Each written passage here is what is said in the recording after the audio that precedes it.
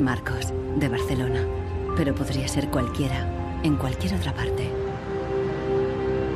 Se va a encontrar con algo que ocurre cada día en oficinas y hogares de todo el mundo.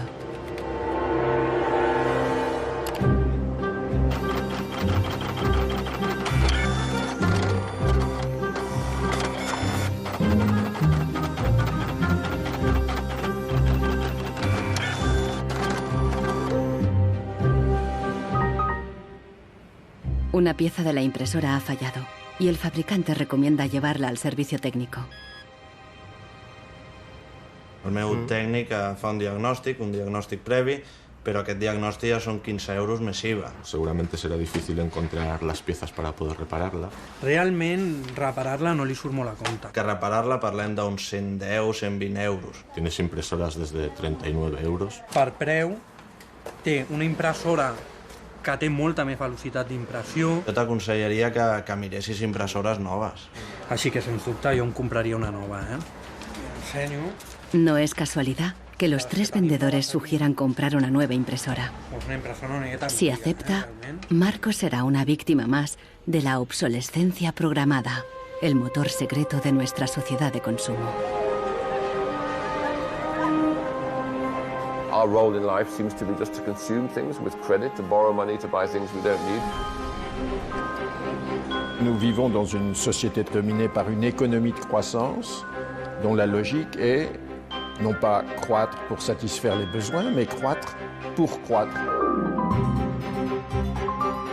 Dans une société de croissance, quand il n'y a pas de croissance, c'est catastrophique. So if the consumer does not purchase, the economy is not going to grow. Planned obsolescence, the desire on the part of a consumer to own something a little newer, a little sooner than is necessary. En este documental revelaremos cómo la obsolescencia programada ha definido nuestras vidas desde los años 20, cuando los fabricantes empezaron a acortar la vida de los productos para aumentar las ventas. Also hat man sich gedacht, dann beschränken wir einfach die Lebensdauer auf 1000 Stunden.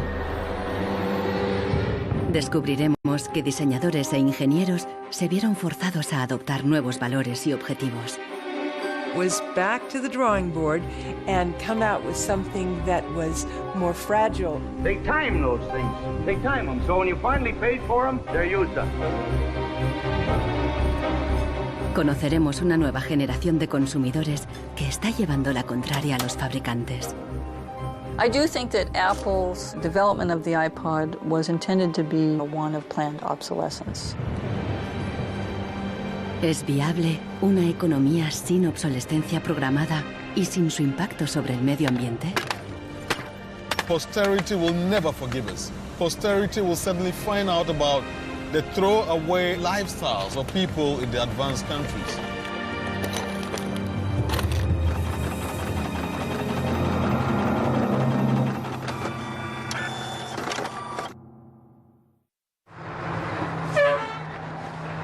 Welcome to Livermore, California, home of the longest burning light bulb in the world.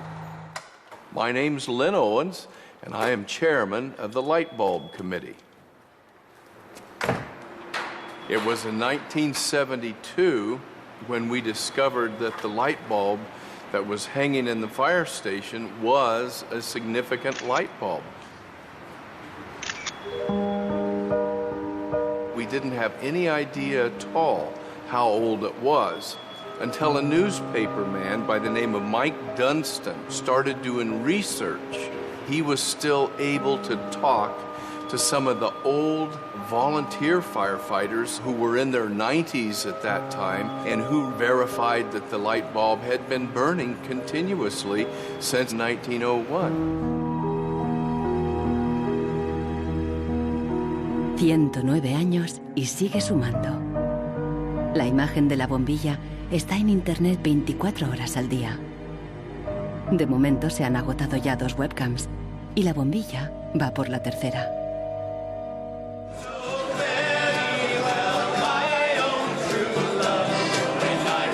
En 2001, cuando la bombilla cumplió un siglo, Livermore organizó una gran fiesta de cumpleaños al estilo americano.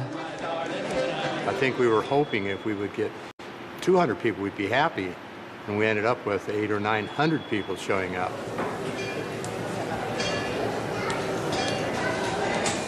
One nation, under God, indivisible, with liberty and justice. Do you think that anybody would sing happy birthday to a light bulb? Well, we didn't think they would, but they did. Happy birthday, dear light bulb. Happy birthday to you.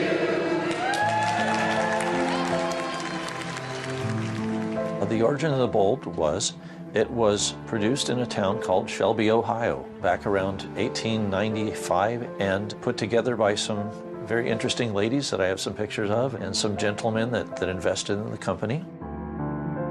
The filament was invented by Adolphe Chaillet. He invented his filament to last.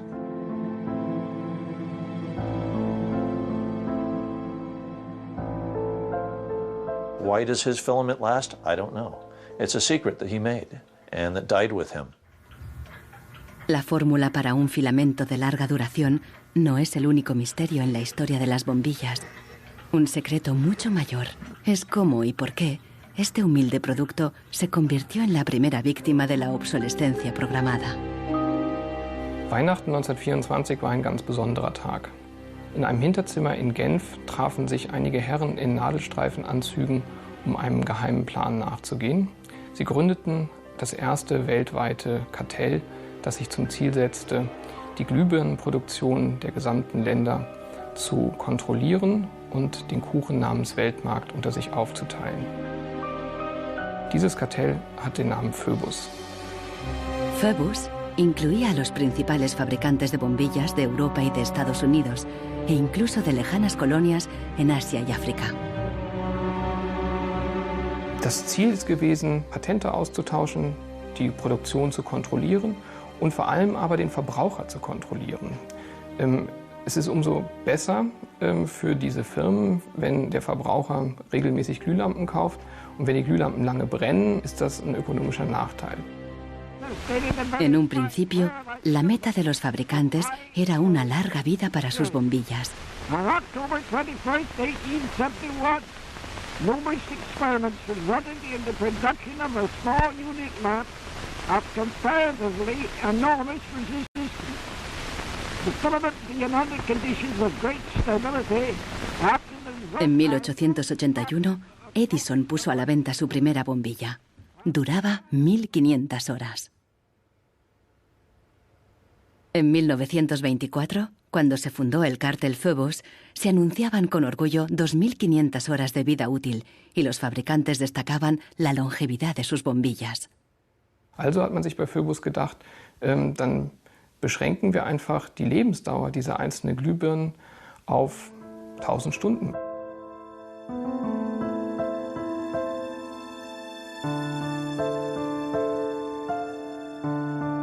(1925) wird ein entsprechendes Komitee gegründet, das 1000 Hour Life Committee, was sich zum Ziel setzt, auf technischer Basis die Lebensdauer der Glühlampen auf diese Brenndauer zu beschränken. Más de 80 años después, Helmut Höge, un historiador de Berlín, encuentra pruebas de las actividades del comité ocultas entre los documentos internos de los miembros del cártel. Empresas como Philips en Holanda, Osram en Alemania y Lámparas Z en España. Hier haben wir ein Kartelldokument, da steht: The average life of lamps for general lighting service must not be guaranteed, published or offered for another value than 1000 hours. Presionados por el cártel, los fabricantes realizaron experimentos para crear una bombilla más frágil que cumpliera con la nueva norma de las 1000 horas.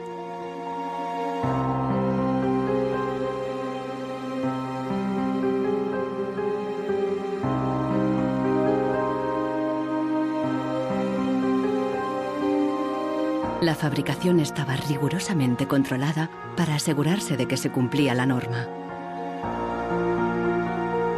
Eine Maßnahme bestand beispielsweise darin, einen Prüfstand zu errichten, in dem viele kleine Sockel zu finden sind, in die dann wiederum einzelne Exemplare aus verschiedenen Produktionsreihen eingeschraubt wurden und Firmen wie Osram haben dann genauestens protokolliert, wie lange diese Lampen brannten.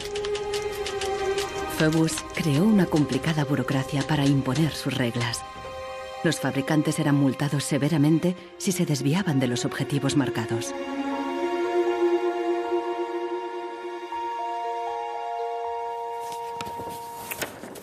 Hier haben wir eine Straftabelle aus dem Jahr 1929, die genau zeigt, wie viel Schweizer Franken Strafe für 1000 verkaufte Glühbirnen die Mitglieder des Kartells zahlen müssen, wenn die Lampen länger halten als zum Beispiel 1500 Stunden.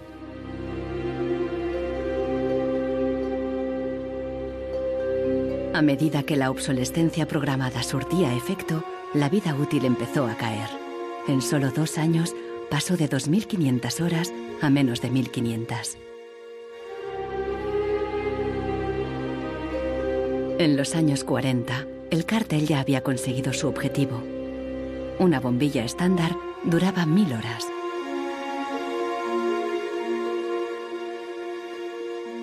Young lady, you should be more careful. Professor. En esta película educativa, General Electric justificaba por qué esta duración era la ideal. Just look at that filament. How long a light bulb lasts depends largely on how hot the filament is burned. Samples from every factory are tested to make sure that they're as good as we want them to be. I can see how this was very tempting in 1932. I think at the time sustainability was actually substantially less of an issue because I don't think they looked at the planet as being one with finite amount of resources. They looked at it as from an abundance perspective.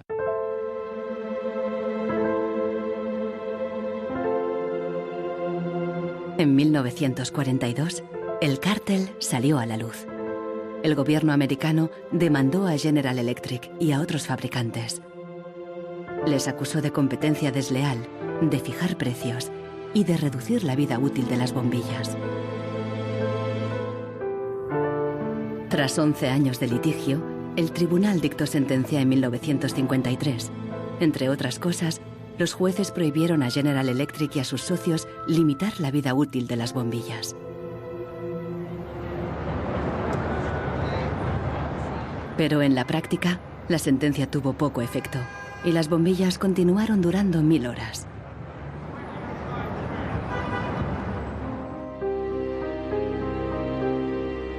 En las décadas siguientes se patentaron docenas de nuevas bombillas, incluso una que duraba 100.000 horas.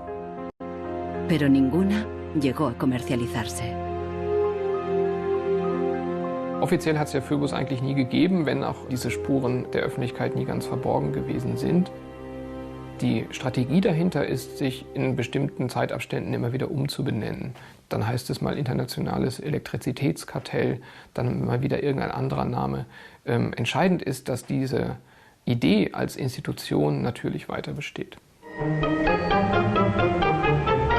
Ironically, the light bulb has always been a symbol for ideas and innovation, and yet it's one of the early and best examples of planned obsolescence. Nichols Fox vive en un lugar perdido en las montañas de Virginia. Aquí escribe sobre el impacto social de la tecnología y a veces se atreve con la poesía.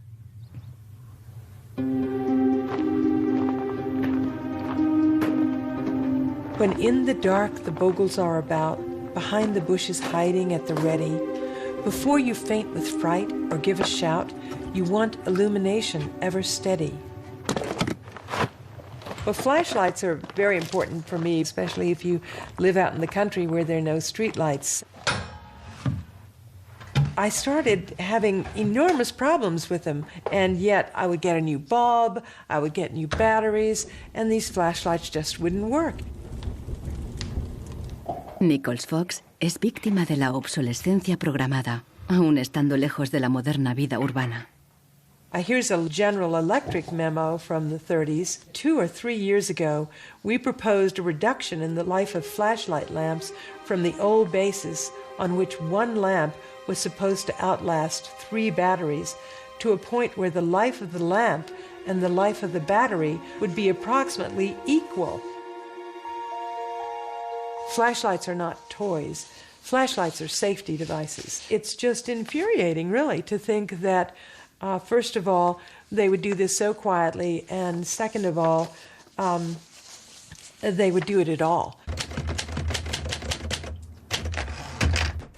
I believe it's the duty of everyone to complain about products that don't work. So I decided to write sonnets of complaint. A sonnet of complaint, I prefer the Italianate form of sonnet, which Shakespeare used. Instead, this box is filled with a collection of flashlights dead and way beyond repair. Scarcely used and coddled to perfection, their quick demise I cannot think is fair. So can it really be too much to ask that Ever-Ready's lights be made to last?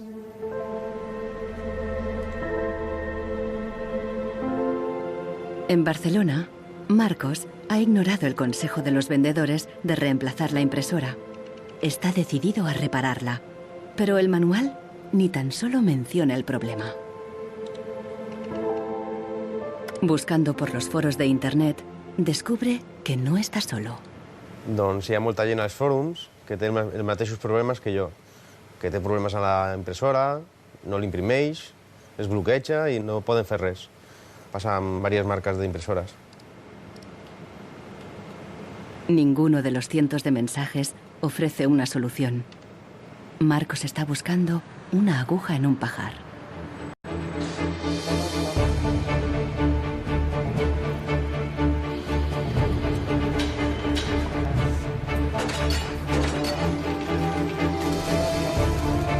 La obsolescencia programada surgió al mismo tiempo que la producción en masa y la sociedad de consumo.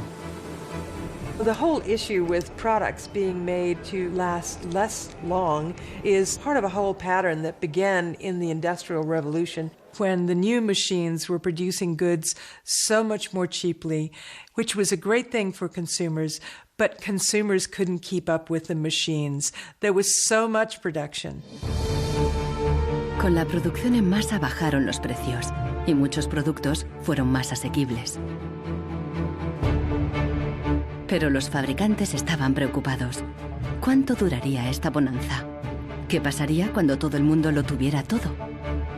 Ya en 1928, una influente revista de publicidad advertía: un artículo que no se desgasta es una tragedia para los negocios.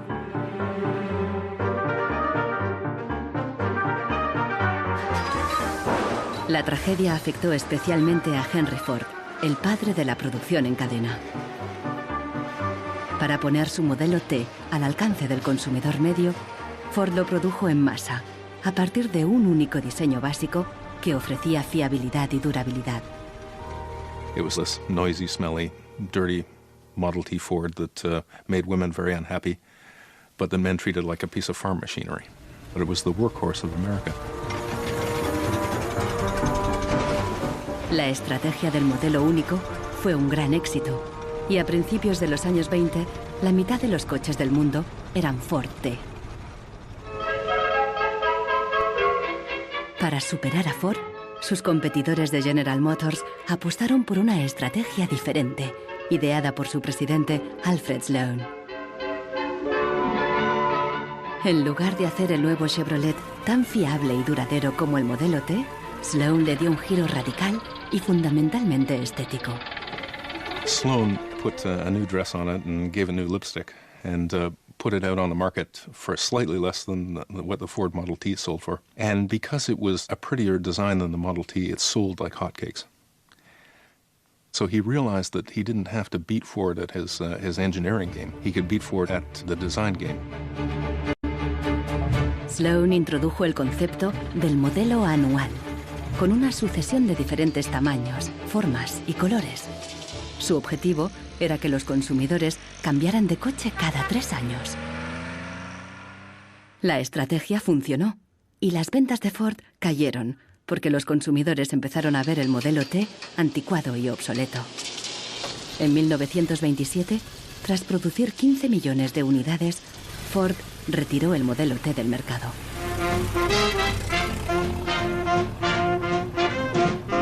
A partir de entonces, adoptó la misma estrategia que General Motors, con nuevos modelos cada año. La industria del automóvil creció como la espuma y aceleró la economía.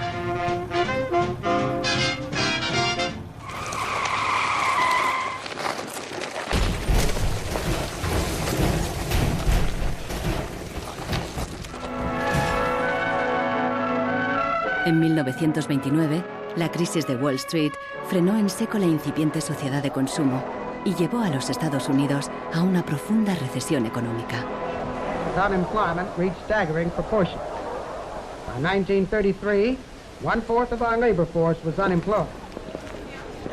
Las colas ya no eran para comprar, sino para pedir trabajo y comida. En 1933, el presidente Roosevelt introdujo el New Deal, su programa para sacar al país de la Gran Depresión, a través de enormes inversiones en obras públicas. Good, sound men and women wanted to earn the help they got, to hold up their heads, to keep themselves from going rusty. Retail business needed their purchasing power to stimulate trade.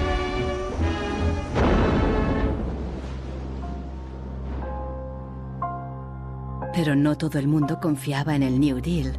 Desde Nueva York llegó una propuesta radicalmente diferente. Bernard London, un prominente inversor inmobiliario, sugirió salir de la depresión haciendo obligatoria la obsolescencia programada. Era la primera vez que el concepto aparecía por escrito. London planteaba que todos los productos tuvieran una vida limitada, con una fecha de caducidad, después de la cual se considerarían legalmente muertos. Los consumidores los devolverían a una agencia del gobierno para su destrucción.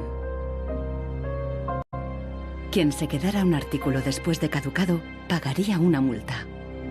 This forced expiration date would revive the consumerability and the need for more production of such consumer products as something great. I thought it was a great idea. Bernard London creía que con la obsolescencia programada obligatoria, las fábricas seguirían produciendo, la gente continuaría consumiendo y habría trabajo para todos. He was trying to achieve a balance between capital and labor where there would always be a market for new goods. So there would always be a need for labor and there would always be a reward for capital. Giles Slade está en Nueva York para saber más sobre la persona que hay detrás de la idea. London era judío y llegó a Estados Unidos desde Europa del Este a principios del siglo XX. Entró en el negocio inmobiliario y ganó millones con numerosos proyectos de construcción por todo Nueva York. He was a man who was inclined to make money. He was a capitalist, but he was also a man who was a philanthropist. He looked out for the good of his fellow man. Participó en muchos proyectos de beneficencia, especialmente en escuelas para niños judíos pobres. No queda claro si con la obsolescencia Bernard London pretendía maximizar los beneficios o bien ayudar a los parados. Giles Slade se pregunta sobre sus motivaciones personales y ha localizado a alguien que le conoció. I have a picture of Bernard London and You do? Well, I think so, and I wonder I don't believe I wonder it. if you'll be able to recognize him. He's there. Oh, in don't tell me which one he Okay, is. And okay. let's see. Ah, isn't that interesting? Yes, definitely intellectual looking. And you met Bernard London in 1933. When I after- was about 16, 17, my dad and mother had this big Cadillac car, which was the size of a Zeppelin. Mother was driving like a chauffeur. Dad was in the front, and Mr. and Mrs. London were in the back of the big limousine. Dad said that Mr. London should explain his philosophy to me. He's a very interesting man. And he just told me in a few words that that was his idea to reduce the Depression. We were in an economic mess, worse than today even. He was obsessed with this idea. Like an artist is utterly obsessed with his paintings, you know. He actually whispered to me in the car, afraid that his theory might be too radical. De hecho, la idea de Bernard London pasó inadvertida y la obsolescencia obligatoria nunca se puso en práctica.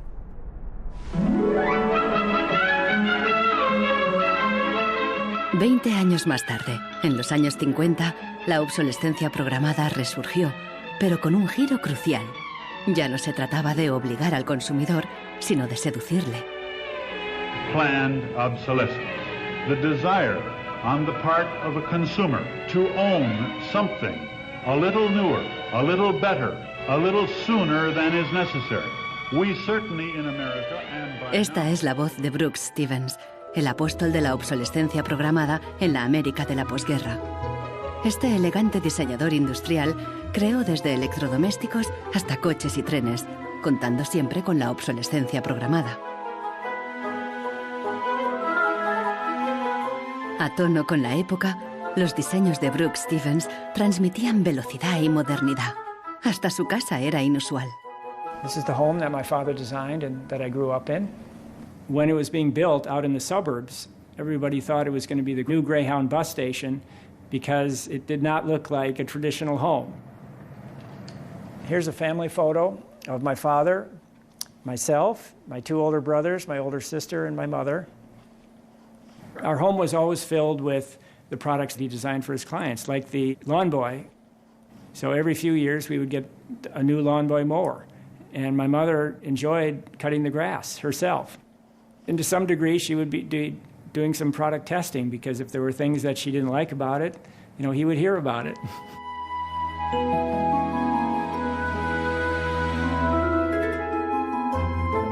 One of the most important things that my father felt always in designing a product is that it made a statement. He detested products that were bland and really did not, you know, create any desire within the consumer to inspire the purchase.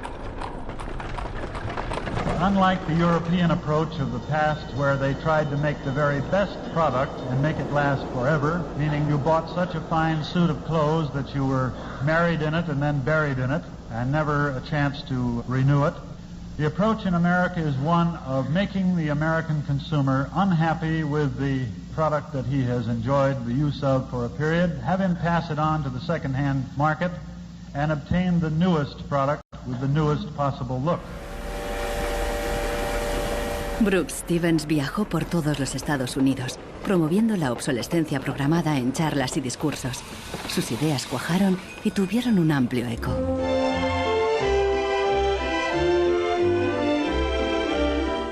Women and men alike are increasingly interested in the look of things. They eagerly give their attention to what's new and beautiful and advanced.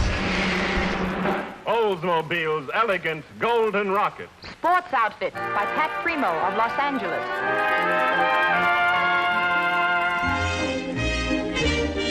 El diseño y el marketing seducían al consumidor para que deseara siempre el último modelo. My father never designed a product to intentionally fail or become obsolete for some functional reason in a short period of time. Planned obsolescence is absolutely at the consumer's discretion. No one is forcing the consumer to go into the store and purchase a product. You know, they go in under their own free will. That's their choice.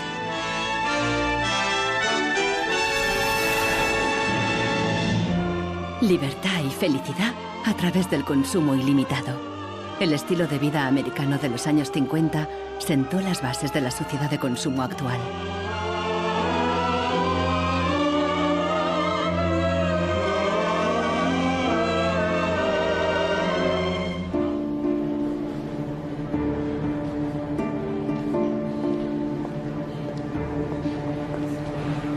See, without planned obsolescence, these places wouldn't exist.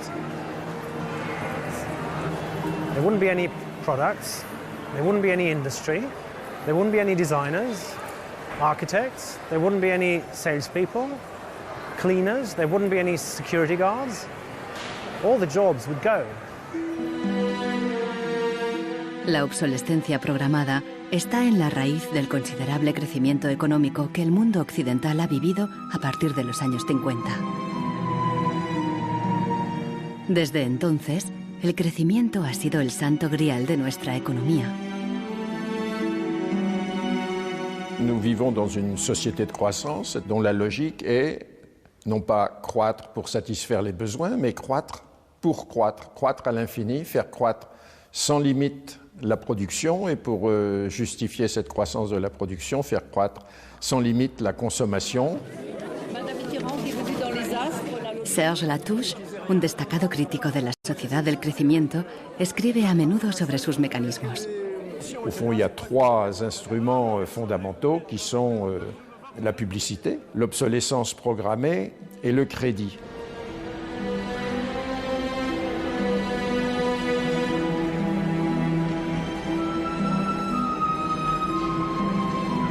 In the last generation or so, our role in life seems to be just to consume things with credit, to borrow money to buy things we don't need. That makes no real sense to me at all. Los críticos de la sociedad del crecimiento alertan de que no es sostenible a largo plazo, porque se basa en una contradicción flagrante. Celui qui croit qu'une croissance infinie est compatible avec une planète finie est soit un fou, soit un économiste. Le drame, c'est qu'au fond, nous sommes tous des économistes maintenant. Why is it that a new product is created every 3 minutes somewhere in the world? Is this necessary? I think a lot of people have realized that things need to change when they're being told by politicians to go shopping or to start consuming as the best way to restart the economy. On peut dire qu'avec la société de croissance, on est embarqué dans un bolide qui désormais manifestement n'a plus de pilote, qui va à toute allure et dont on peut prévoir le destin, qui est soit de se fracasser contre un mur, soit de sombrer dans un précipice.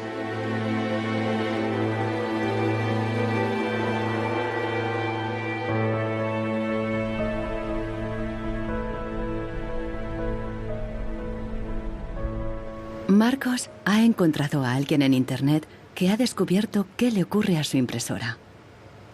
I tried to print a document and it said parts inside your printer require replacement. So I decided to do a little servicing of my own. Hello, Marcos.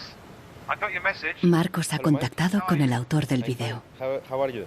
I looked into it and it turns out that there's a thing in the bottom of the printer called a waste ink reservoir.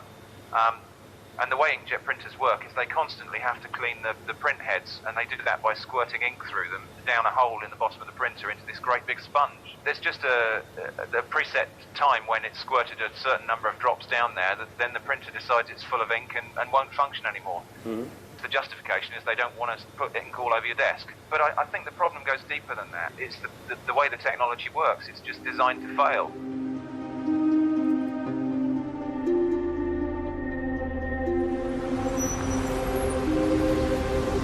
¿Es ético diseñar un producto para que falle? ¿Qué opinan los diseñadores y los ingenieros de la obsolescencia programada? Giles Slade está investigando cómo reaccionaron cuando el concepto se extendió. In the 1950s, there's a debate among engineers about whether or not they should be deliberately death-dating products. And most of the debate is framed in a magazine called Design News. Las empresas querían que se acortara deliberadamente la vida útil de los productos mediante el diseño técnico.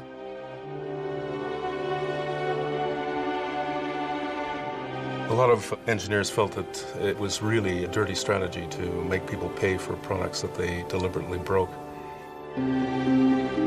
Las cartas al director de Design News reflejan la intensidad del debate.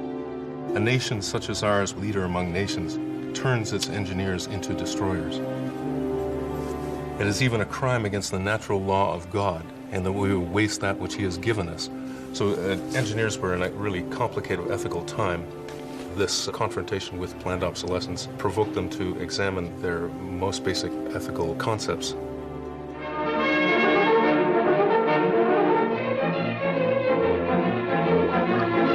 El dilema no se ventiló solo en las revistas de ingeniería. En un clásico del cine británico de 1951, un joven y emprendedor químico inventa un hilo que repele la suciedad y no se desgasta. El químico cree que ha conseguido un gran progreso.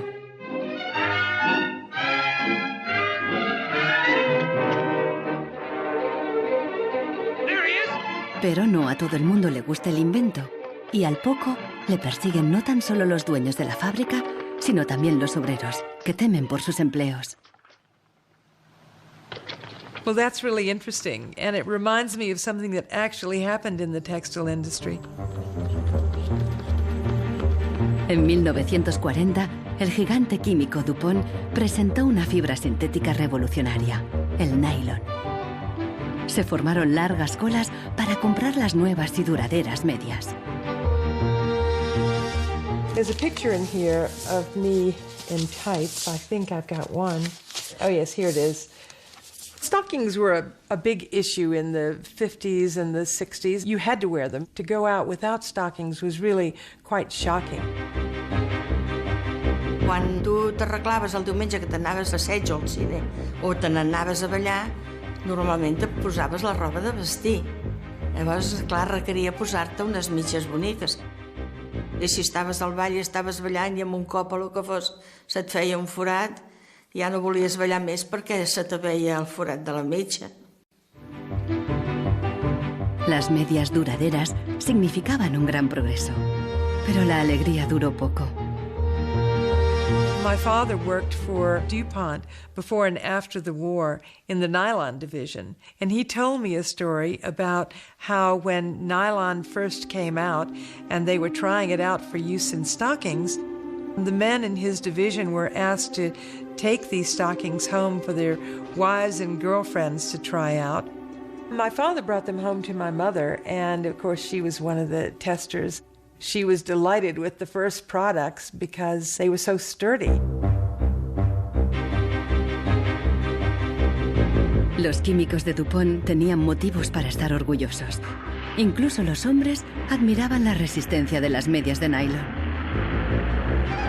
The problem was that they worked too well. They lasted too long. The women were very happy with the fact that they didn't get runners in them. Unfortunately, this meant that the companies producing the stockings were not going to sell very many. DuPont dio nuevas instrucciones al padre de Nichols Fox y sus colegas. For the men in his division, it was back to the drawing board to try to make the fibers weaker and come out with something that was more fragile and would run so that the stockings wouldn't last as long. Wenn man die Lebenszeit einer Strumpfhose verkürzen will, dann ist es eigentlich recht einfach, denn eine Strumpfhose besteht nicht nur aus Nylon, sondern sie besteht aus Zusatzstoffen, die zum Beispiel das Nylon stabilisieren gegen das UV-Licht von der Sonne. Jetzt kann man die Menge dieser Zusatzstoffe einfach variieren. Wenn man dafür wenig Zusatzstoffe oder gar keine reingibt, dann werden diese Strumpfhosen von der Sonne zerstört und dann reißen sie wesentlich leichter. Das heißt, man kann sozusagen den Zerfall, die Zerstörung einplanen. Pronto, las medias volvieron a tener carreras. Això va ser una cosa molt escalonada, no va ser allò una cosa de dir, pam, ara venen de cop bones i ara de cop dolentes, entens? Va ser una cosa esgraonada cada vegada, doncs la mitja o era potser més fina, menos resistent. Los mismos químicos que habían aplicado todo su saber para crear un nylon duradero siguieron la corriente de la época y lo hicieron más frágil. Ese hilo eterno desapareció de las fábricas, igual que en el cine. We need control of this discovery. Complete control. If you want twice the amount in that contract, we will pay it. $250,000. Just suppress it. Yes. ¿Qué opinaban los químicos de DuPont de reducir la vida de un producto deliberadamente? Must have been frustrating for the engineers to have to use their skills to make an inferior product after they'd tried so hard to make a good product. But in a way, I suppose that's the outsider's view. Probably they just had a job to do. Make it strong, make it weak. That was their job.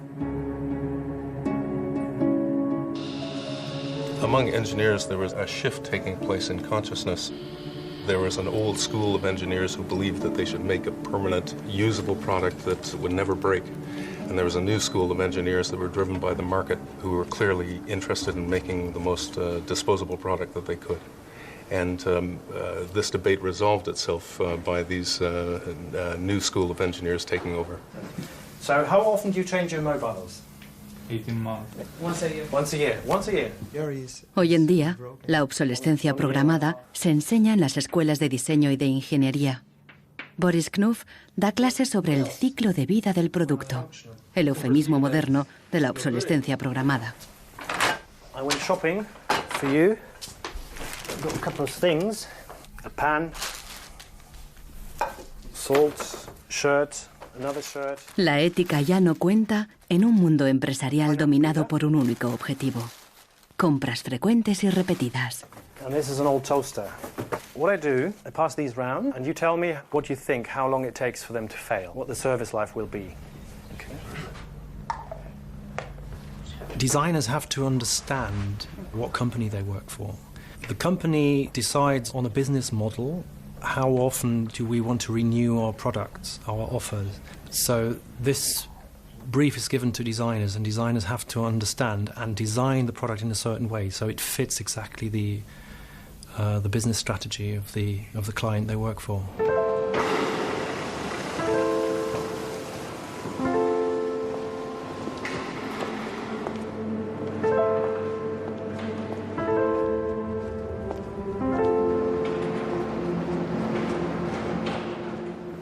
Consultando manuales de instrucciones, Marcos se da cuenta de que los ingenieros determinan la vida útil de muchas impresoras al diseñarlas.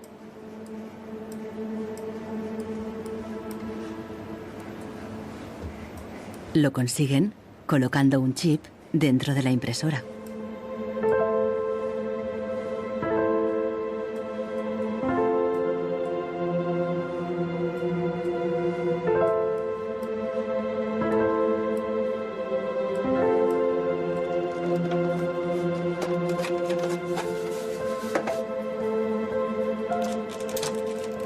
Hi ha trobat el xip, que és una EEPROM, que és un xip on es guarda una compta d'impressions. I quan s'arriba a una determinada compta és quan es bloqueja la impresora i deixa d'imprimir. Ahora que ha descubierto al culpable, Marcos intentará poner en marcha de nuevo su impresora.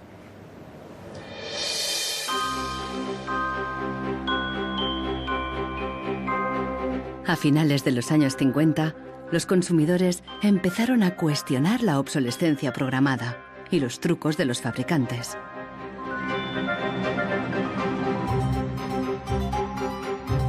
La Asociación de Consumidores de Estados Unidos puso a prueba la vida útil y la durabilidad de numerosos productos. La asociación publicó los resultados en su revista, de creciente tirada e influencia. También empezó a presionar para conseguir protección legal para el consumidor. 20 años después, la asociación ganó una importante batalla contra la obsolescencia programada al promulgarse las primeras leyes sobre la garantía.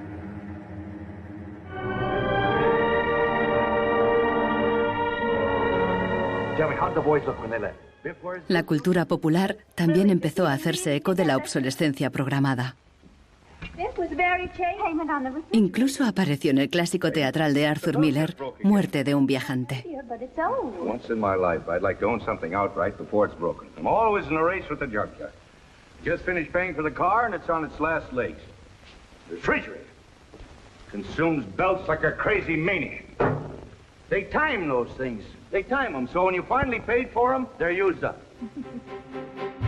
The Waste Makers, publicado en 1960, fue el primer análisis académico de la obsolescencia programada. Su autor, Vance Packard, era famoso por un libro sobre el poder de la publicidad. Su nueva obra se convirtió en un bestseller. Good evening, Mrs. Packard.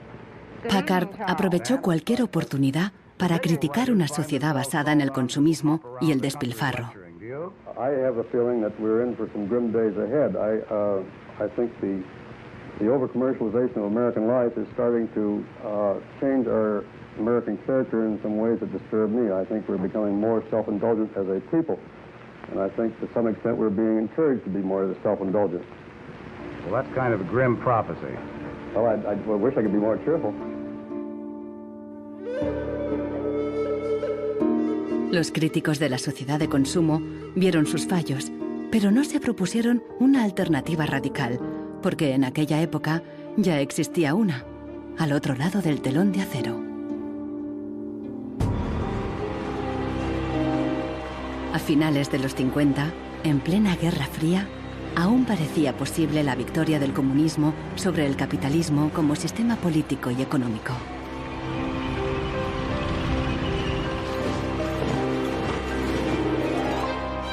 La economía comunista no se basaba en el libre mercado, sino que estaba planificada por el Estado. Era poco eficiente y sufría una falta de recursos crónica. En ese sistema, la obsolescencia programada no tenía ningún sentido. En la antigua Alemania del Este, la economía comunista más eficiente, las normas estipulaban que las neveras y las lavadoras debían funcionar durante 25 años. Hier, dieser DDR-Kühlschrank, den habe ich 1985 gekauft. Der ist also mindestens 24 Jahre alt. Und die Glühbirne ist ebenso alt, habe ich noch nie ausgewechselt. Die ist also auch schon fast 25 Jahre alt. En 1981, una fábrica de Berlín Este empezó a producir una bombilla de larga duración. Da oben war die zentrale Prüfstelle für die Lebensdauer von Glühbirnen.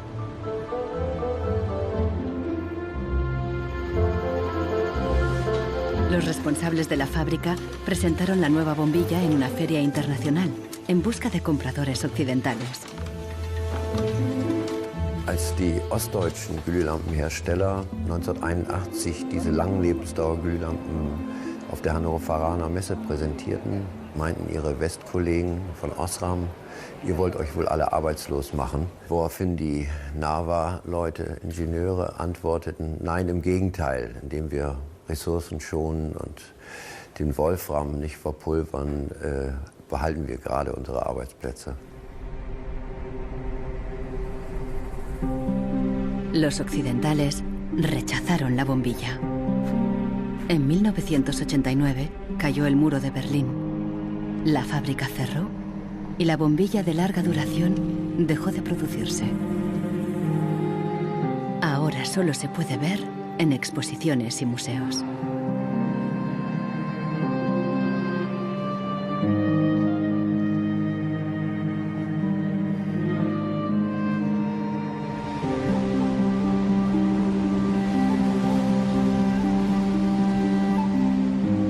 Veinte años después de la caída del muro de Berlín, el consumismo desenfrenado se da tanto en el este como en el oeste.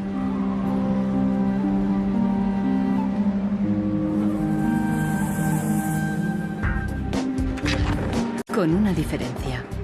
En la era de Internet, los consumidores están dispuestos a luchar contra la obsolescencia programada. So this is the studio. This is where we make all of our movies. We take snapshots of everyone that comes in. We use Polaroid film, which they stopped making. So it's like, this film's like a dinosaur, it's extinct. We're big VHS fans here, and what we do is we dub all movies from DVD to VHS, and then we catalog them.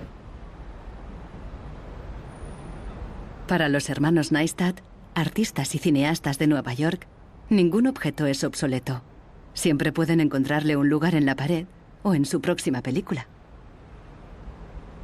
The first movie we made that really broke through was a movie about the iPod. And I was completely broke, and I'd gotten this iPod. It was like $500, $400. And about 8 months later, 12 months later maybe, the battery died in it. And I called Apple to ask them to replace the battery. And their policy at the time was to tell their customers to buy a new iPod.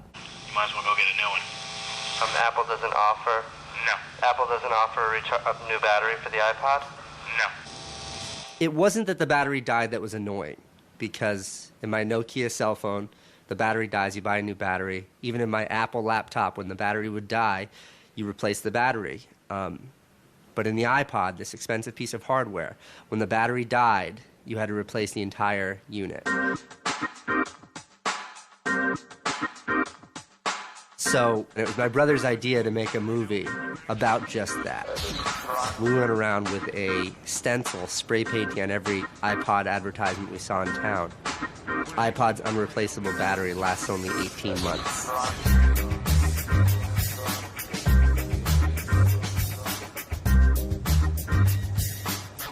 We put the video on our own little site, iPodsDirtySecret.com. The first month, 6 weeks, it was at 5-6 million views. And the site went absolutely bananas.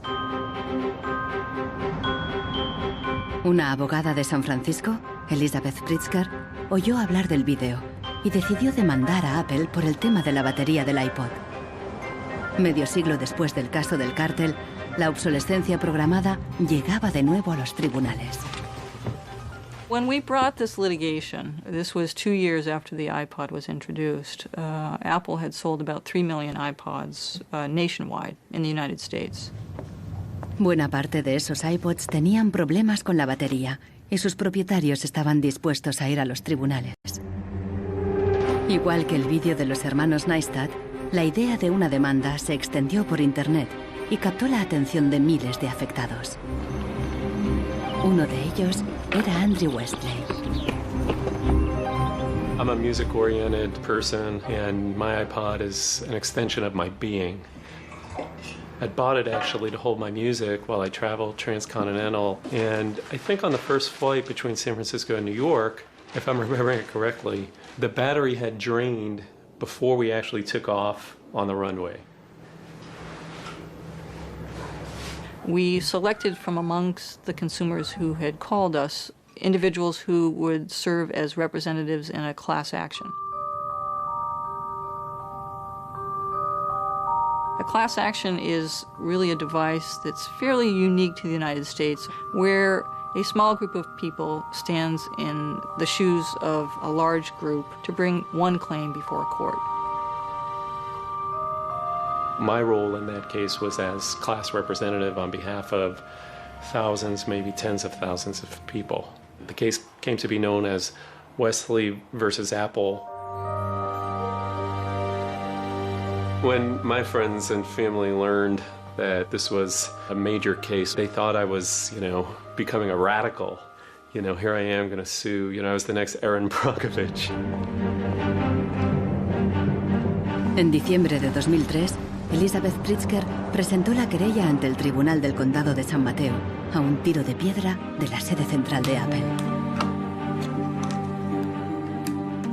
We asked Apple for a number of technical documents regarding the battery life in the iPod, and we received a lot of technical data about the battery design, about the testing of the battery, and learned through that discovery that the type of the lithium battery that was contained within this iPod was designed, by design, to really only have a short period of life.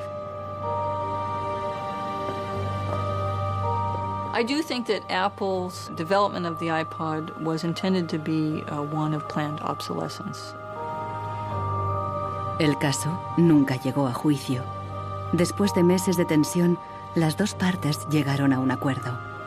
Apple creó un servicio de recambio de las baterías y prolongó la garantía a 2 años.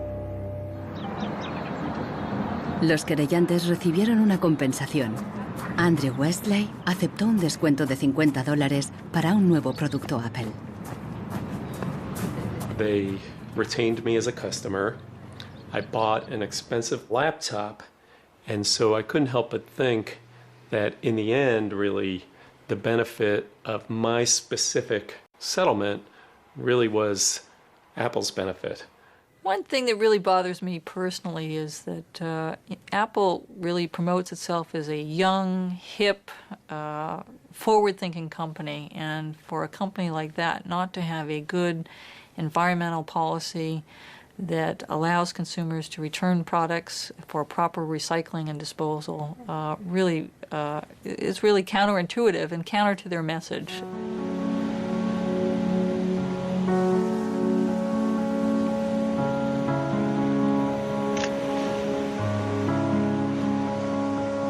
La obsolescencia programada del tercer mundo, como Ghana, en África. It's been between 8 and 9 years now when I noticed that loads and loads of containers were coming to this country with electronic waste. We're talking about end-of-life computers, end-of-life television sets, which nobody wants in the developed countries. Un tratado internacional prohíbe enviar residuos electrónicos al tercer mundo. Pero los mercaderes usan un simple truco: declararlos productos de segunda mano. They pack the very good electronic items, usually 10 out of a 40-footer container, in front, and the rest, which is simply junk, behind. So once the custom officials open a container, you think it's loaded with very good electronic items that are functional and would work almost forever.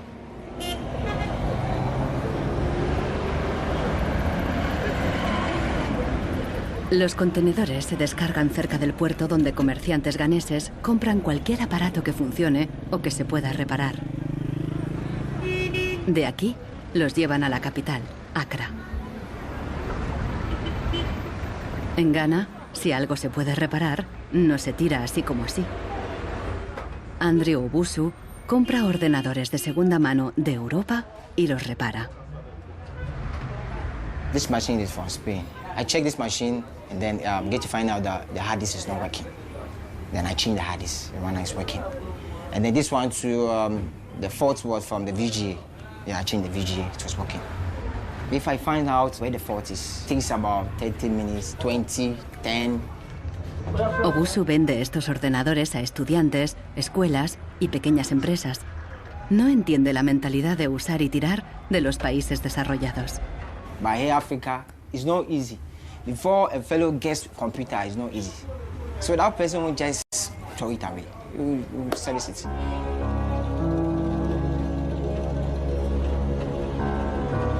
Pero más del 80% de los residuos electrónicos que llegan a Ghana no se pueden reparar y acaban abandonados en vertederos por todo el país. We are at the dump site here in Agbogloshi. In the past, we had this beautiful river called Odo River, that meandered its way through this area. It was teeming in the past. It had so much fish. So we actually attended a school not very far away from here. So we'd come play football and hang around the river. The fishermen would organize boat rides, I remember very well. But now it's all finished, it's all gone. And that makes me really, really sad. And it makes me angry. Hoy en día, aquí no hay niños jugando después de clase. En su lugar, jóvenes de familias pobres vienen a buscar chatarra. Queman la funda de plástico de los cables para obtener el metal que llevan dentro.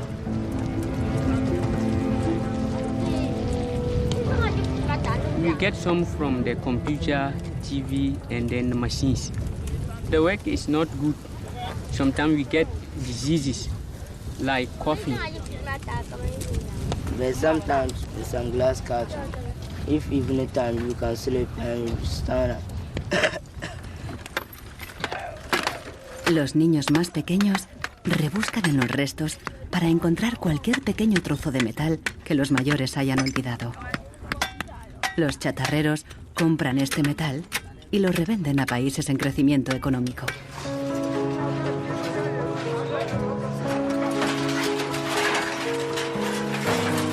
Actualmente, sus clientes principales son Dubái y China.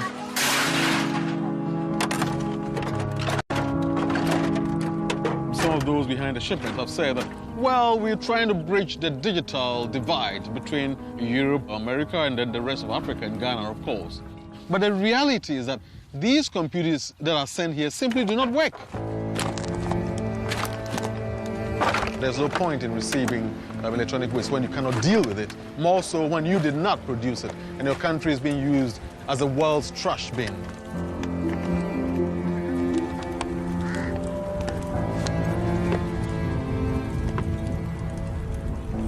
The trash that for so long in the industrial age has been hidden from view is now coming into our lives and we can actually no longer easily avoid it. The waste economy is reaching its last legs because they don't physically have anywhere else to put the waste. Planned obsolescence, what I understand of it is it has been driven because there are economical incentives to do so. It is more interesting for a company to build a product that doesn't last longer than 3 years or 1,000 hours, because then it can sell more products. I think in the course of time, we've come to realize that the planet that we're living on cannot sustain that forever. There's a limit to natural resources, and there's a limit to energy resources that we have. Posterity will never forgive us. Posterity will suddenly find out about the throwaway attitudes, the throwaway lifestyles of people in the advanced countries. Gente de todo el mundo ha empezado a actuar contra la obsolescencia programada. Mike Anane lucha desde el final de la cadena. Ha empezado recopilando información. This is where I keep the e-waste that have asset tags or property tags. This says Amu Center Nordvest Sjælland. It's from Denmark. This is from Germany, sent here simply to be dumped. Westminster College, Leeds City Council, also in the UK. This is from Italy. Apple should know better. It's a company that claims to be so green. There's a lot of Apple products that are being dumped here. I have a database that contains the asset tags, the contact addresses, telephone numbers of the companies that owned the electronic waste that have been dumped in Ghana. Mike piensa convertir esta información en pruebas para una denuncia ante un tribunal. We need to take some action, some punitive measure. We need to sue people so they stop dumping e-waste in Ghana. We have in the United States several models of legislation that I think could be adapted in this area. We have, for example, the Clean Air Act, the Clean Water Act. That type of legislation easily could be adapted to the electronic or manufacturing process where you are requiring manufacturers who produce products to ensure that they are disposed of in a way that is environmentally friendly. I think that we've got to stay on top of it. We've got to absolutely band together. We've got to use the internet, we've got to blog about it, and we've got to band together the strength in numbers, and that's the only way to change it.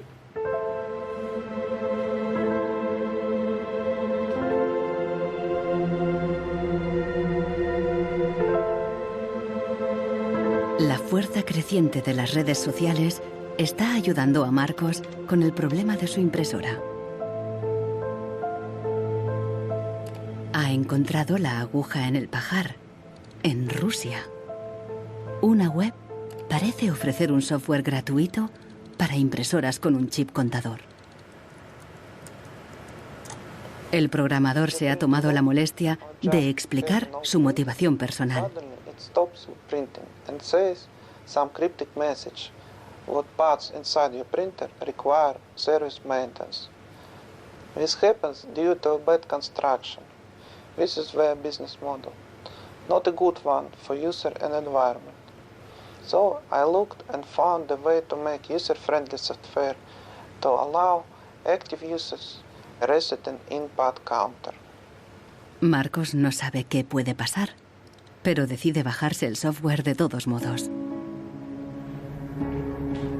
Desde un pequeño pueblo en Francia, John Zácara lucha contra la obsolescencia programada, ayudando a gente de todo el mundo a compartir ideas de negocio y de diseño. In all poorer countries, things are repaired automatically. The notion you throw a product away just because it breaks for some reason is completely unknowable and unthinkable, actually, to somebody in the south. In India, there's an actual word, jugaad, to describe this tradition of being able to fix things pretty much regardless of the complexity of it. We try to find people who are actively doing projects in the world rather than just talking about things or making abstract statements about how awful things are or what has to be changed.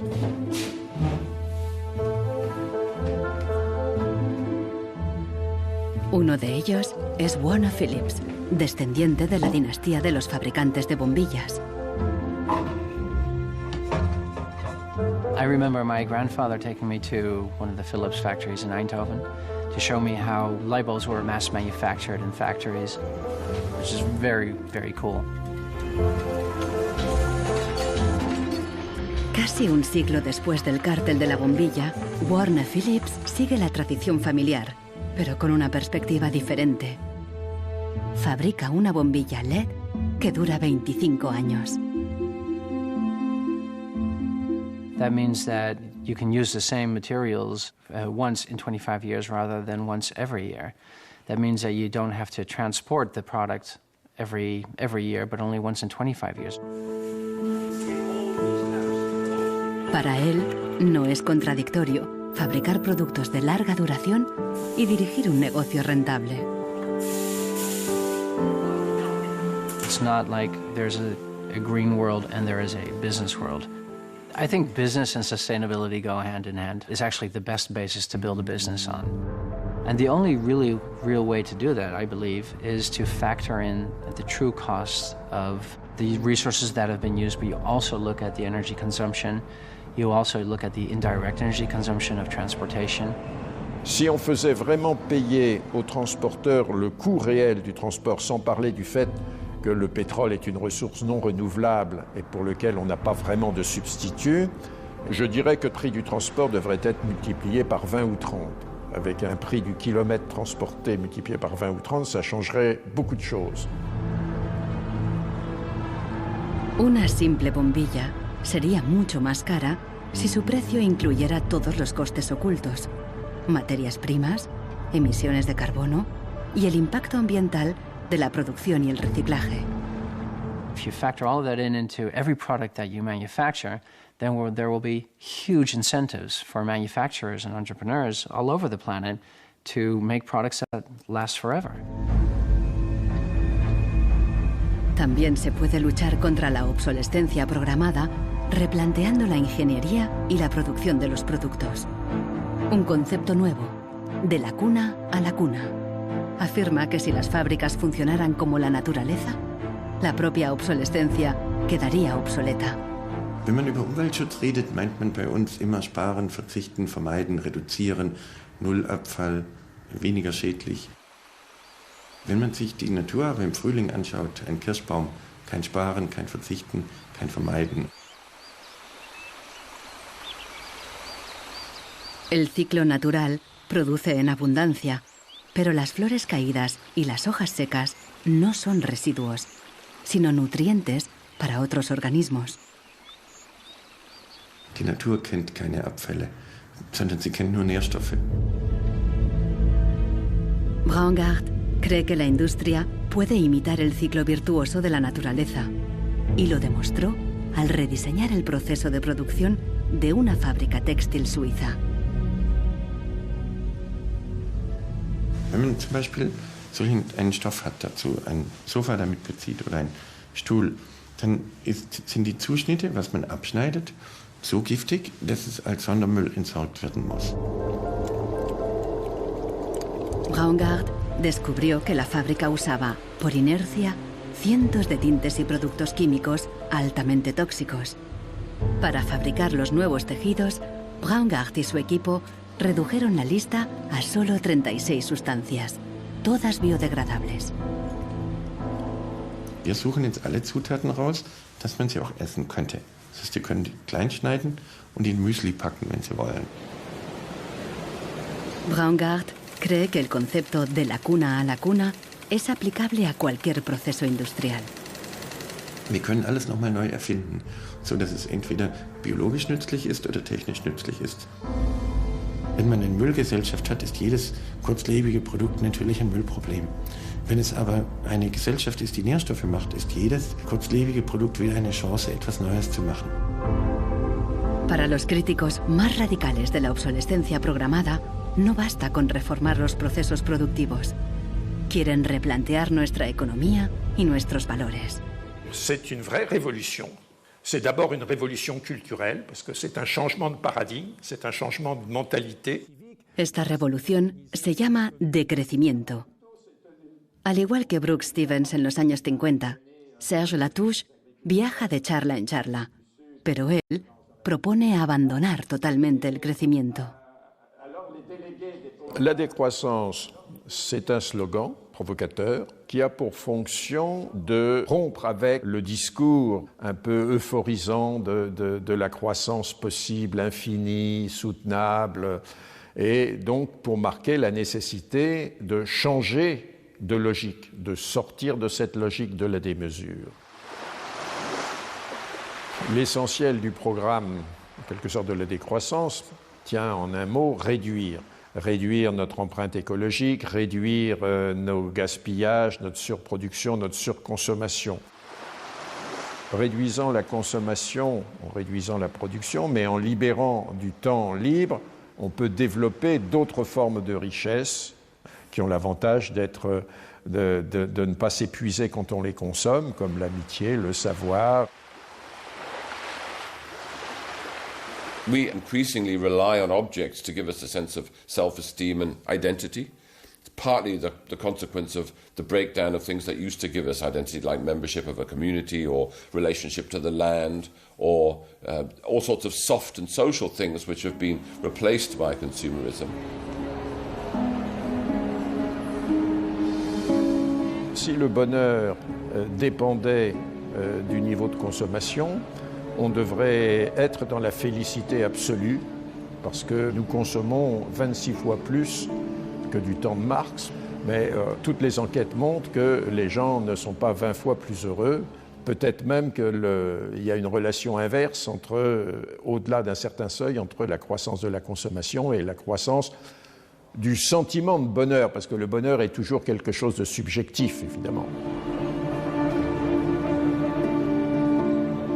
Los críticos del decrecimiento temen que destruirá la economía y nos llevará de vuelta a la Edad de Piedra. Revenir à une société soutenable, c'est-à-dire une société dont l'empreinte écologique ne dépasse pas une planète, eh bien, ça n'est pas revenir à l'âge de pierre, c'est revenir, toutes choses égales d'ailleurs, pour un pays comme la France, aux années 60. Ça n'est pas vraiment l'âge de pierre. On peut dire que la société de décroissance réalise la vision de Gandhi qui disait le monde est assez grand pour satisfaire les besoins de tous, mais il sera toujours trop petit pour satisfaire l'avidité de quelques-uns.